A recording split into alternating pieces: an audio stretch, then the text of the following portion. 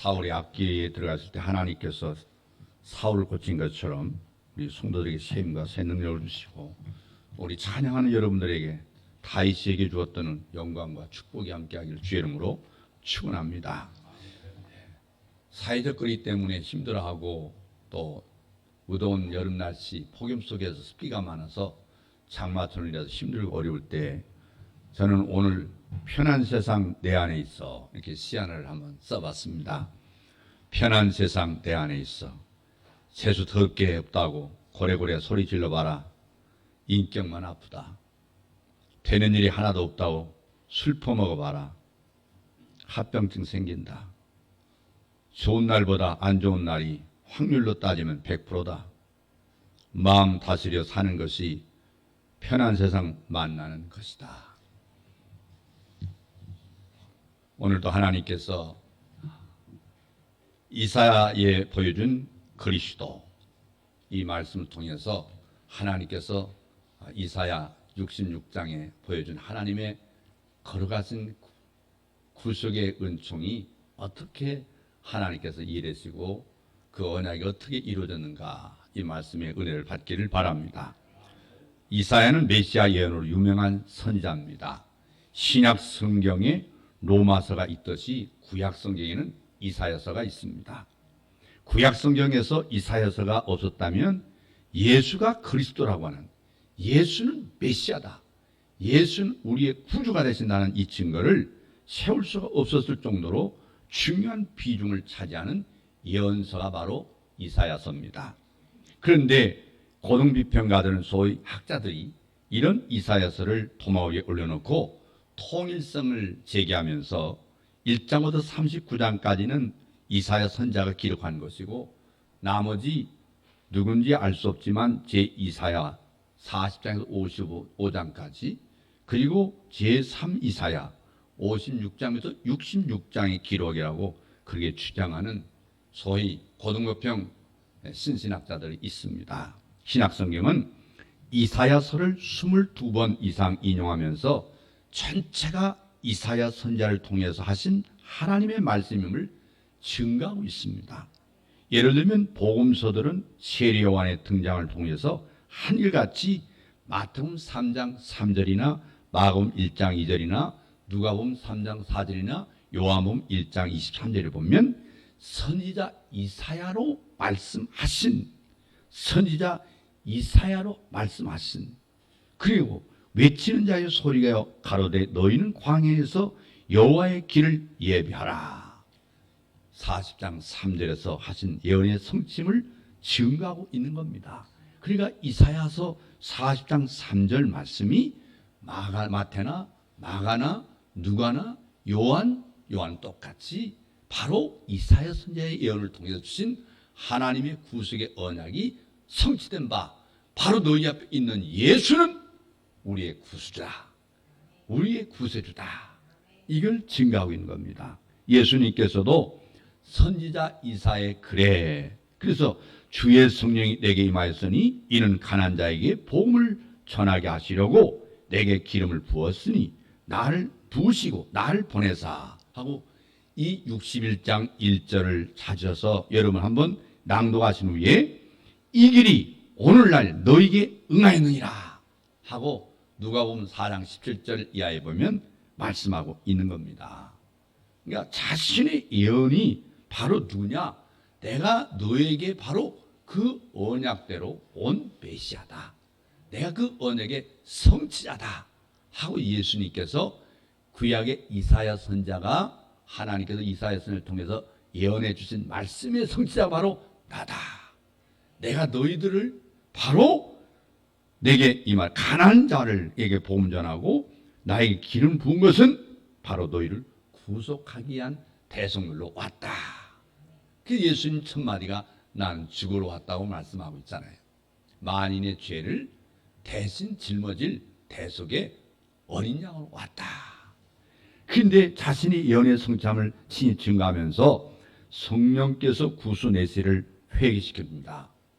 아프리카의 구수는 아프리카인데 특히 이디오피아에서 올라온 구수 내시가 있었습니다. 왕을 모시고 있는 그런 특별한 직분을 가진 신분을 가진 분인데 이 구수 내시를 회심하게 하실 때 사용하신 말씀이 이사야 53장입니다. 그런데 성경은 이를 가리켜서 사도행전 8장 28절을 보면은 선지자 이사야의 그림을 증언하고 있습니다. 이 모든 사건은 하나님께서 구약에 이미 예언하고 약속한 바 이루셨다. 이걸 증거하고 있는 겁니다. 이 말씀들이 모두가 이사야의 기록이 아니라고 주장하는 40장 이하에 나오는 이 말씀들이요, 내용은 예수가 그리스도임을 증거하고 있는 대목이 바로 그렇습니다. 그렇다면 제가 지금 무슨 말씀하고 있겠습니까? 신신학자들이 소위 이성적으로 비판하고 있는 40장부터 66장까지는 바로 이사야가 기록한 게 아니다. 이거 부정하고 싶은 얘기를 하고 있지만은 그렇지 않다고 제가 증명하고 있습니다. 그러면 묻습니다. 이런 본문들을 설교할 때에 선지자 이사야가 기록한 말씀이 아니고 누군지 알 수 없는 제 이사야라고 하는 사람, 미명이지만 그의 글이라고 말하려면 어떻게 되겠느냐. 그렇기 때문에 저들의 주장을 받아들이게 되면 이사야서에 대한 훼손뿐만 아니라 바로 앞에서 제가 증거한 대로 이사야서를 논고로 삼고 있는 신약성경 전체 권위에 희망적인 치명적인 손상을 끼칠 뿐 아니라 궁극적으로는 뭘 부정하느냐면 예수는 그리스도가 아니라고 증거하고 있는 거나 마찬가지입니다. 바로 이사야 선지자가 뿐 아니라 구약에 예언한 바로 그 언약의 아들 예수가 아니다, 그리스도가 아니다라고 예수를 부인하는 격이 되는 거예요. 그래서 이사야 선지자는 우시야와 요담과 아스와 히스기야의 4대에 걸쳐서 활동한 선지자입니다. 이사야 1장 1절 보면. 근데 이사야의 활동 기간을 우시야 왕이 죽던 해라고 그랬어요. 이사야 6장 1절에 보면 우시야 왕이 죽던 해로부터 계산해서 예루살렘을 침략했다가 패퇴한 사내립이 죽임을 당하였습니다. 이사야 37장 38절에 보면 그때까지만 계산한 해도 58년 이상이 되거든요. 그러니까 이토록 오랜 기간에 걸쳐서 기록된 것이라면 문체가 약간의 다양성으로 나타날 수 있다는 건 자연스러운 겁니다. 이를 겸비한 마음으로 받아들이지 않고 이성의 잣대로 판단하려고 하는 저희가 무엇이라 그 말입니다. 이사야서의 핵심장을 말할 때에 53장을 택하는 것은 당연한 일입니다. 너무나 당연한 얘기예요. 53장은 이사야서뿐만 아니라 구약성 전체에 있어도 메시아 예언의 핵심적인 장입니다. 신앙생활에 생기가 없고 심령의 갈감을 느낄 때 이사야 53장을 읽어보십시오. 그는 실로 우리의 질고를 지고 우리의 슬픔을 당할 끈을 우리는 생각하기를 그는 징벌을 받아서 하나님에게 맞으며 고난을 당한다 하였노라. 그가 찔림은 우리의 허물을 인하며 그가 상함은 우리의 죄악을 인함이라. 그가 징계를 받음으로 우리가 평화를 누리고 그가 채찍을 맞음으로 우리가 나음을 입었도다. 우리는 다 양 같아서 그릇 행하여 각기 제길로 갔거늘 여호와께서는 우리의 죄악을 그에게 담당시키셨도다. 이는 구약 성경에 나타난 십자가의 복음을 말씀하고 있는 겁니다. 이사야서에는 구원이란 말이 30번 나옵니다. 30회. 구속자는 말이 28번 이상 나옵니다. 이것은 무엇을 말씀해 주고 있느냐? 이사야서의 중심 주제가 뭐냐? 구원에 있다는 사실입니다. 구원에 있다. 그러니까 이사야서 12장 2절로 3절 보면 보라 하나님은 나의 구원이시라. 내가 의뢰하고 두려움이 없으리니 주 여호와는 나의 힘이시며 나의 노예이시며 나의 구원이심이라. 그러므로 너희가 기쁨으로 구원의 우물들에서 물을 기르리로다. 아멘. 그런데 이사야서에는 또 하나의 핵심장이 있습니다. 그것은 6장입니다. 6장의 1절 보면 우시야 왕의 죽던 해에 내가 본즉 주께서 높이 들린 보좌에 앉으셨는데 그 옷자락은 성전에 가득하였다. 우시야 왕이 죽던 해를 보좌에 앉으신 하나님을 계시해 주신 의도가 뭐냐면 천지는 없어지려니와 주는 영존하시겠고 그것들은 다 옷같이 낡으리니 의복같이 바꾸시면 바뀌려니와 주는 여상하시고 주의 은혜는 무궁하리이다. 시편 기자는 시편 102편 26절로 27절 말씀하고 있는데, 즉 보이는 왕, 지상의 왕, 유명한 왕이나 왕은 갈려도 하늘 보좌 앉으신 영존하시고 여상하시고 영원토 변함없으시고 무궁하신 왕은 갈리지 않음을 보여주기 위해서, 그리고 지상의 나라들이 하늘 보좌에 의해서 통치를 받고 있다는 사실을 계시 주고 있는 말씀입니다. 보좌에 앉으신 하나님은 성경 전체에 보면 중심 주제입니다. 그러니까 53장에 나오는 세상죄를 제거하는 어린 양이 복음의 핵심이 틀림없지만 이 복음의 주체가 보좌에 앉으신 하나님이시고 그분에 의해서 계획하시고 성취해 나가시는 복음이라는 사실을 드러내고 있는 겁니다. 할렐루야. 그래서 사도 바울은 로마서 1장 1절과 9절에 보면 하나님의 복음, 아들의 복음이라고 말씀하고 있어요. 하나님의 복음이다. 하나님의 아들의 복음이다.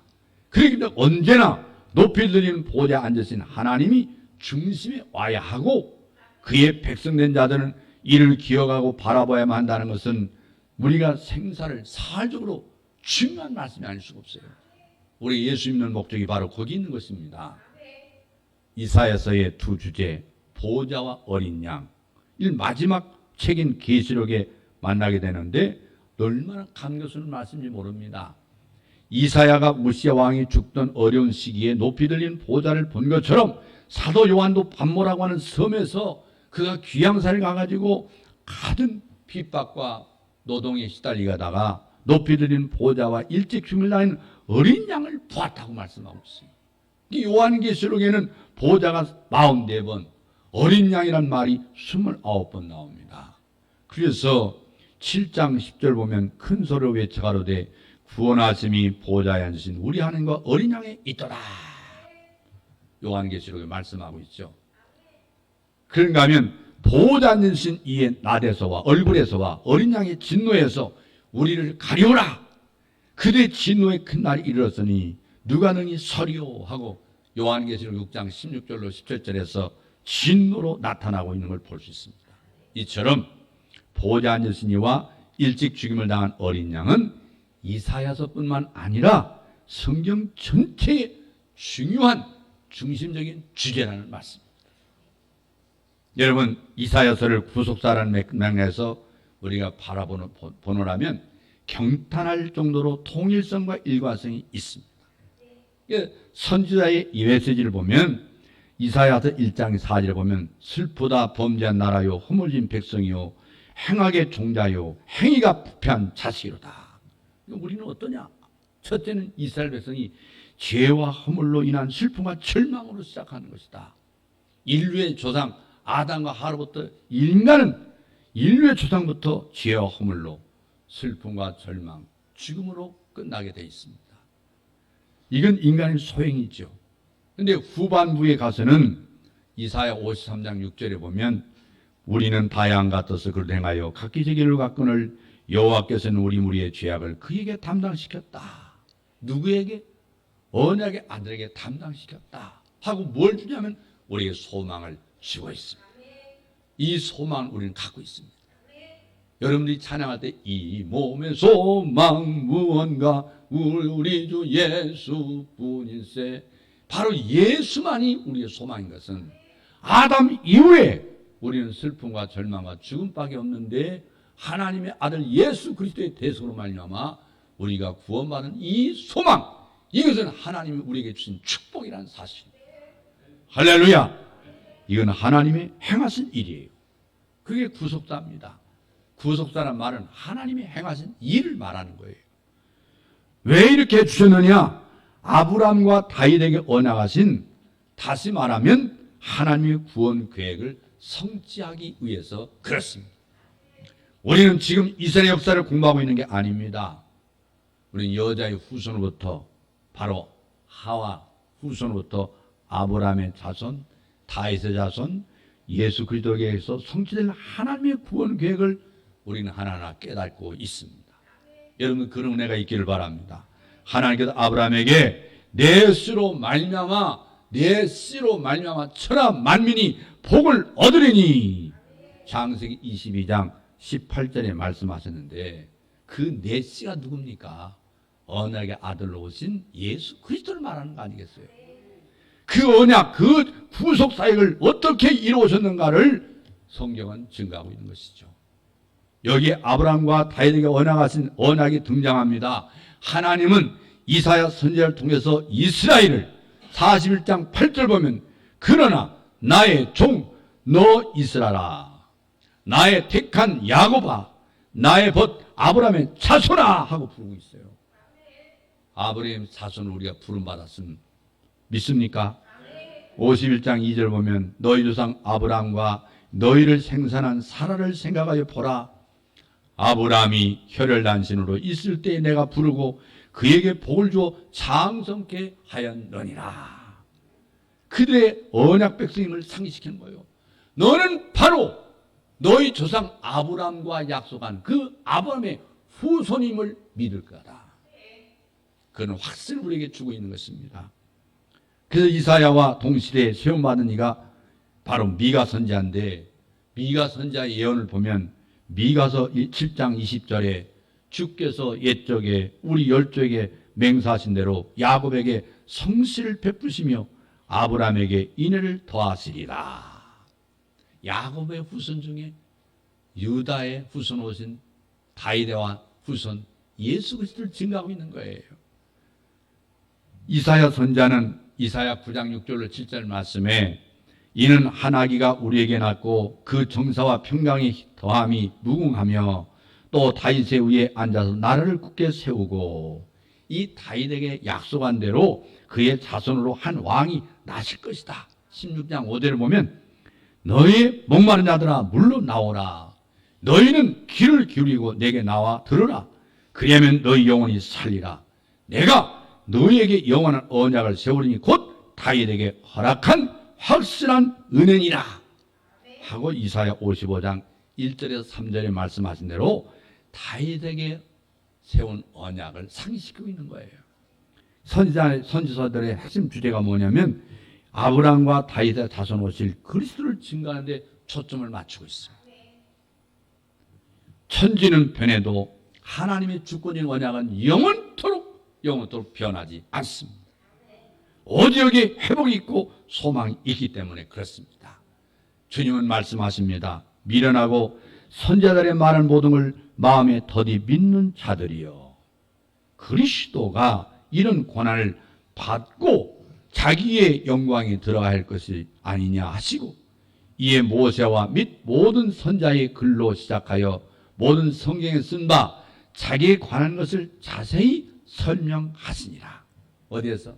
누가복음 24장 25절에서 27절에 말씀하고 있잖아요. 예수님 부활하신 후에 이를 알았기 때문에 사도 바울은 로마서 1장 2절을 보면 이 복음은 하나님이 선자로 말미암아 그의 아들에 관하여 성경에 미리 약속하신 것이라. 구약은 오실 예수, 신약은 오신 예수. 할렐루야. 바로 언약대로 오신 예수가 바로 우리의 메시아라 그 말이에요. 여러분 예수 믿는 목적은 내가 출세하게 해서 복 많이 받게 해서 건강하게 해서 아들 낳게 해서 딸 낳게 해서 자손 번성하게 해서 물론 그것도 포함하지만 본질적으로는 중요한 것은 예수로 말미암아 내가 죄와 사망으로 구원받은 게 이게 바로 우리 예수 믿는 목적이고 축복입니다.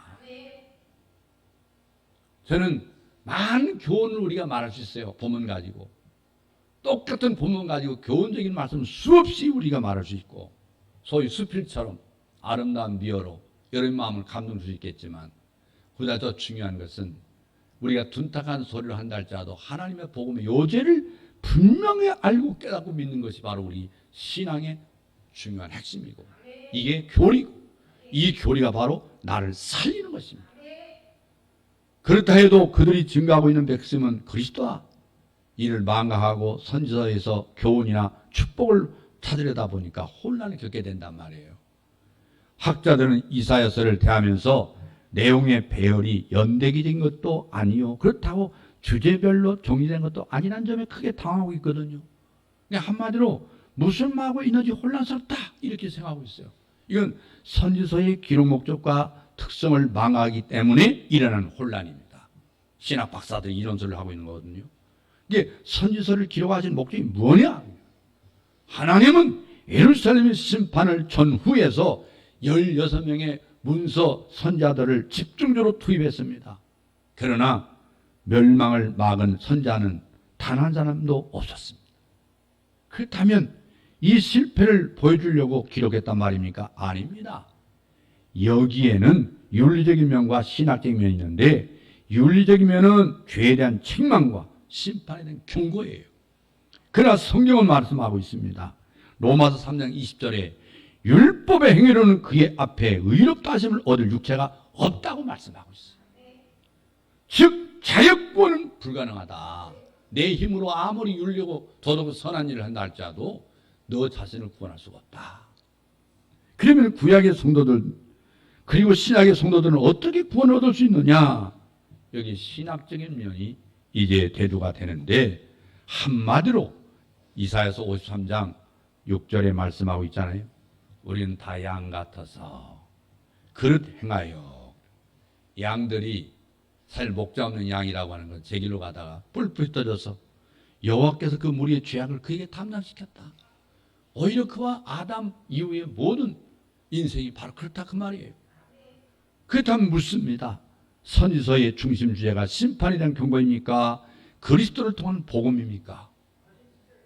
그러니까 성경을 구속의 관점에서 보자는 것은 중심 주제인 그리스도를 제쳐놓고 교훈만을 강조하는 이 잘못된 설교는 있을 수 없다는 얘기예요.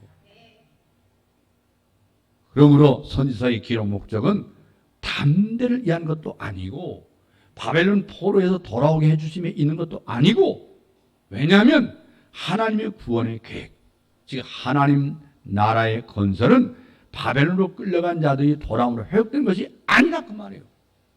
궁극적인 성취는 에덴에서 추방당한 아담의 후예들이, 그 후손들이 돌아옴으로 회복이 가능해지는 것입니다. 그리고 이 회복은 어린 양 예수 그리스도의 구속으로만 가능한 걸 믿으시길 바랍니다. 그렇기 때문에 주님께서 요한복음 5장 39절에 이런 말씀했어요. 우리 찾아보세요 한번. 요한복음 5장 39절. 요한복음 5장 39절 말씀 보시기 바랍니다. 사이셨으면 시작. 너희가 성경에서 영생을 얻는 줄 생각하고 성경을 상고하거니와 이 성경이 곧 내게 대하여 증거하는 것이로다. 다시 한번 시작. 너희가 성경에서 영생을 얻는 줄 생각하고 성경을 상고하거니와 이 성경이 곧 내게 대하여 증거하는 것이로다. 할렐루야. 그러니까 선지서의 궁극적인 기록 목적이 뭐냐? 그리스도를 증거하는 데 있다 그 말이에요. 그리스도가 누구예요? 메시아예요. 너의 구속자를 내가 소개한다. 하나님께서 준비하신 어린 양이에요. 여호와 이레가 뭐예요? 하나님이 준비하신 거예요. 하나님 준비하셨다. 이삭 대신에 하나님께서 순양을 준비하신 것처럼 하나님께서 준비하신 양, 그 제물로만 우리가 구원을 받을 수 있단 말이에요. 그러니까 선지서의 특성이 뭐냐면, 선지서에는 사중적인 복합성이 있는데, 즉 네 장면이 겹쳐져 있습니다. 첫째는 선지자 당대의 장면과, 두 번째는 바벨론 포로에서 회복되는 장면과, 세 번째는 그리스도의 초림과, 네 번째는 최후 심판의 장면이 겹쳐져 있어요. 그러니까 16명의 그 문서 선지자들은 한결같이 죄를 책망하고 심판을 경고합니다. 그런데 심판을 끝나는 게 아니라 돌아오는 거, 회복을 약속하고 있어요. 그 심판이 당대는 바벨론에 의해서 예루살렘이 망하지 않습니까? 예루살렘이 망하는 것으로 임했지만은 궁극적으로는 최후 심판이에요. 최후 심판으로, 그리고 회복에 대한 예언이 바벨론으로부터 돌아오는 걸, 귀환하는 걸 의미하고 있지만은, 그러나 영적으로는 바로 그리스도를 통한 회복을 우리에게 말씀하고 있는 거예요. 그리스도 예수로 말미암아서 우리가 돌아오는 거.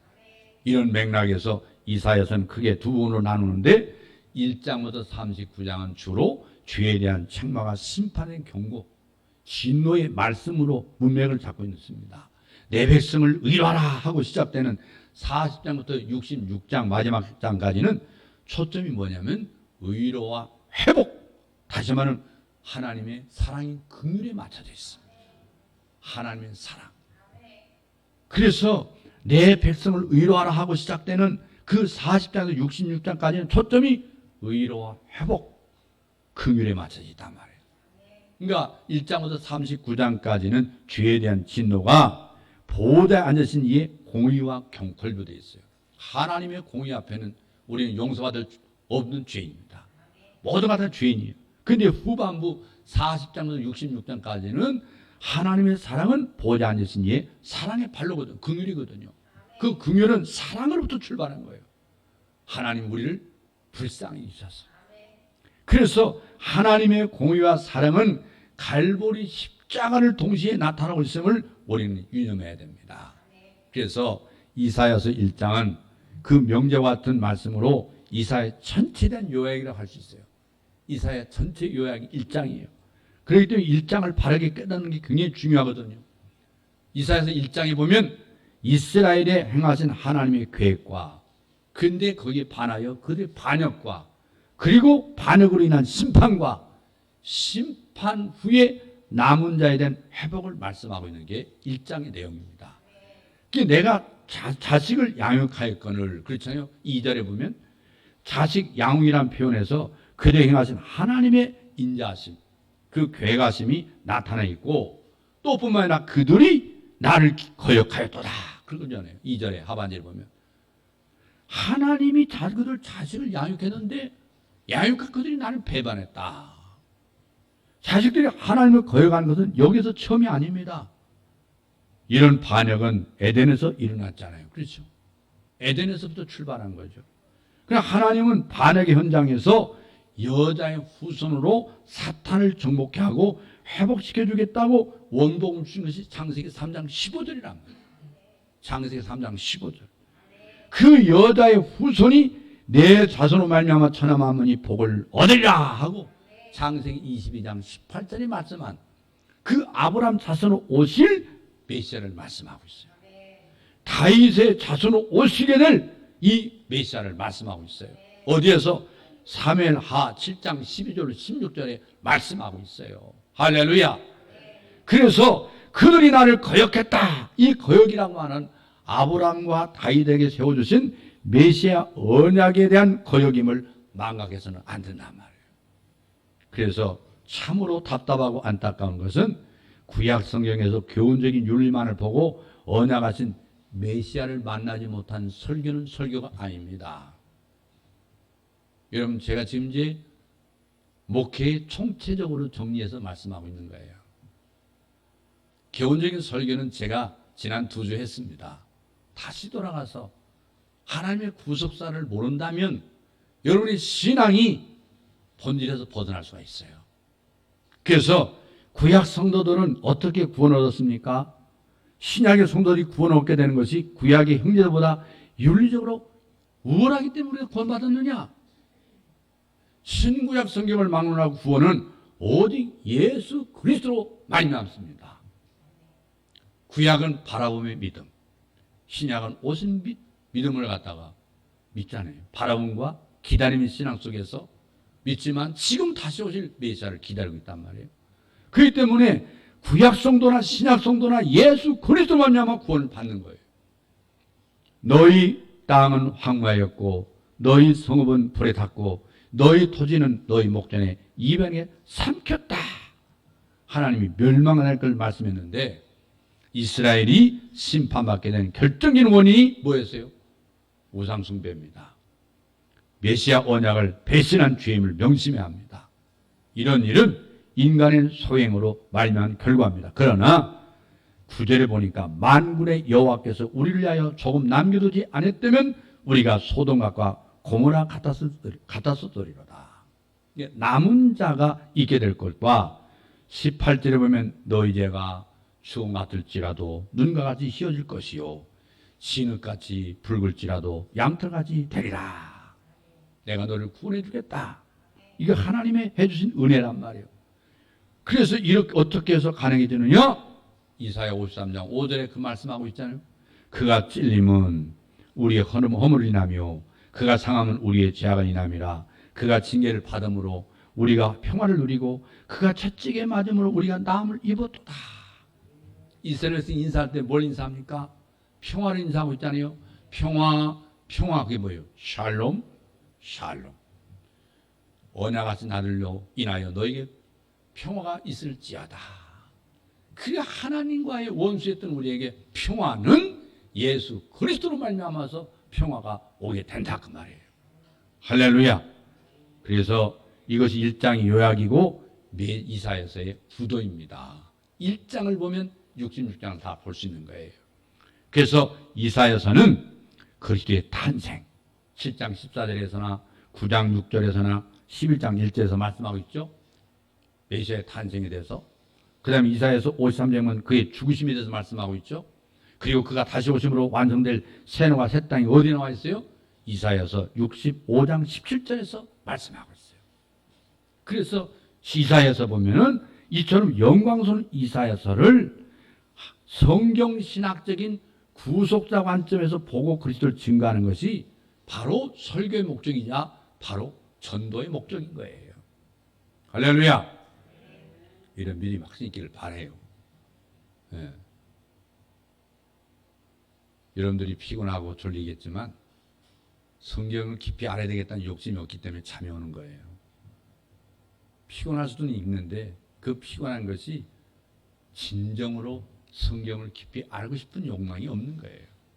내가 지금 예수 믿은 지 50년 믿었다. 어려서 듣는 얘기야. 그런 설교 저런 설교 수없이 들었어. 너무 많이 들어가지고 엉켜가지고 이제 정리가 안 돼. 근데 남은 건 뭐냐면 간증만 남어. 옛날 예화 그렇다더라. 그래서 예수는 껍데기고 결국에는 예화만 남는 신앙으로 평생을 가는 거예요. 그것도 기적이지만 예수 안 떠나고 예수 믿는 게도 기적은 기적이에요. 근데 예수를 알지 못하고 예수를 만나지 못하고서 내가 예수 믿는다고 말하는 것은 스스로가 불행을 자초하는 겁니다. 여러분 하나님의 구속사의 맥락에 주어진 이 복음에 여러분의 생명을 걸고 왜 생명을 걸어야 되느냐? 여기에 구원이 있기 때문에 여기에 소망이 있기 때문에 그렇습니다. 기도하겠습니다. 살아계신 아버지